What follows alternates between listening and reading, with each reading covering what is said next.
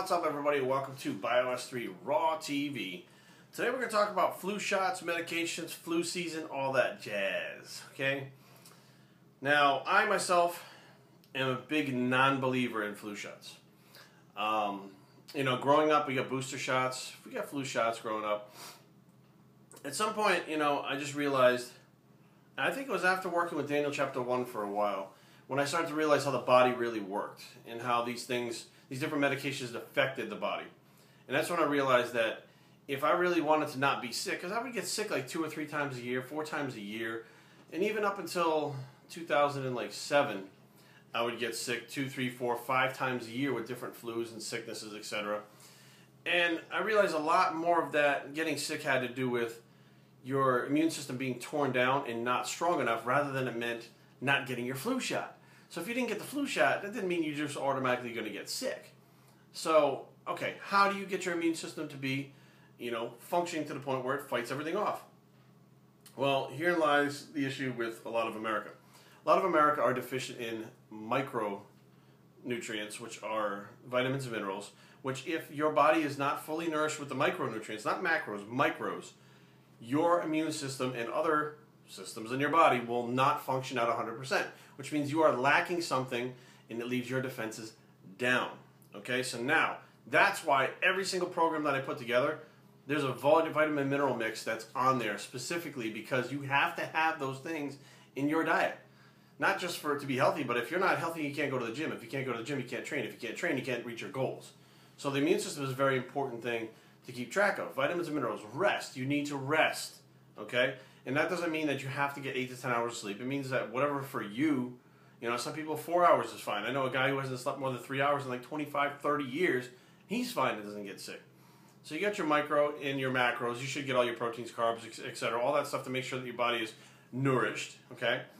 You get your sleep, and you make sure that you don't overtrain in the gym. And some of those wise tales like going outside with a wet head. That was one my mom, when I was a kid, if you go outside with a wet head, you're going to catch pneumonia. I never caught pneumonia with a wet head, but that was one of the things. Button up your jacket or you're going to get sick. That was one of the things. Nope, I'd go outside without a jacket and wouldn't get sick. But the bottom line is different things are going to make you sick. Different flus are going to come along, and you have to be strong enough to fight them off. Now the big, I guess you would call it, the big immune system terror downer, okay? The big thing that will get you sick faster than anything else is stress. Stress will tear down your immune system like that. And you may not even know what's happening. About 5 or 6 years ago, I had moved down to Maryland, stressful situation, started a new job, stressful situation, was in a relationship that, my ex-girlfriend, stressful situation, all the way around. It was a stressful situation. I was sick all the time. I mean, all the time. And, I was definitely not sleeping enough. I wasn't eating right. I wasn't, taking my vitamins and minerals. I was doing everything wrong. Wasn't getting a flu shot because, again, I just don't believe in the flu shots. And after that whole situation had cleared itself up, now I get sick maybe once a year. I get like a sinus infection.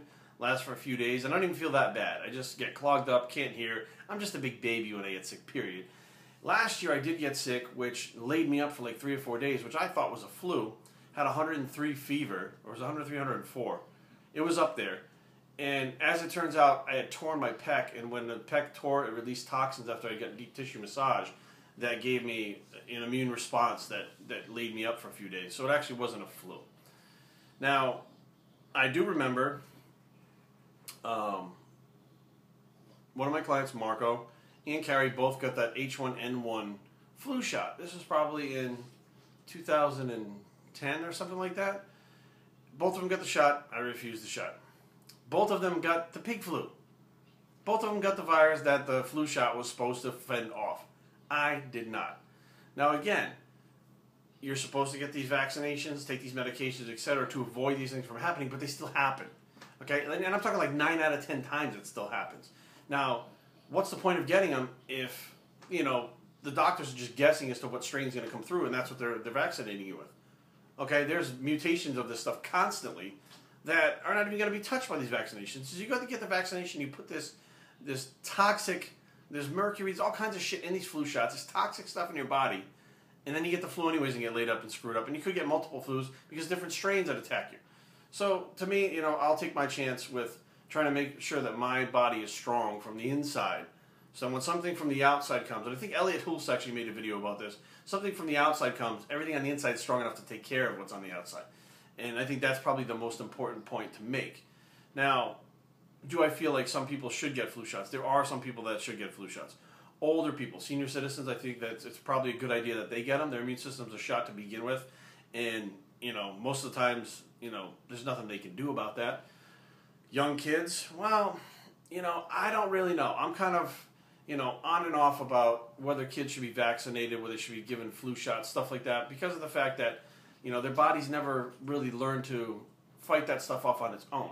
Now, there are some things like, you know, mumps, measles, etc. Okay, fine, vaccinate the hell out of them because that's going to save them from having to get that. But a flu shot?